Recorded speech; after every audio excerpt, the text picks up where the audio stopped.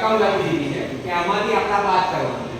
હવે ખાલી પેલા નિયમ આગળ યાદ રાખવાનું. 1 - 0 શું થશે? તો કે 1 થશે.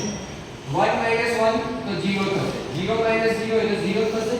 1 - 1 તો 0 થશે. હવે આ પેલું જે આવ્યો બીજો નિયમ કે 0 - 1 તો 0 માંથી 1 જઈ શકે નહીં. આ 1 એવો રહેવા દે આગળથી 1 આપણે લીધો એટલે 1 પોરો લીધો છે એટલે એક્ચ્યુઅલી અહીં આવશે અહીંયા 1 અહીંથી લીધો છે. આમ 1 - 1 કરી દો તો એ શું થઈ જશે?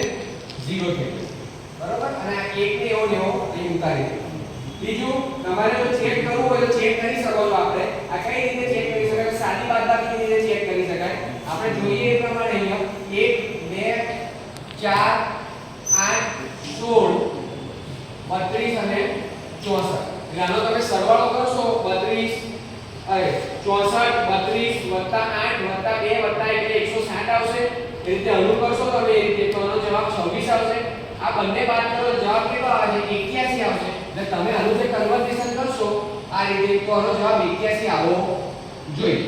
બરાબર.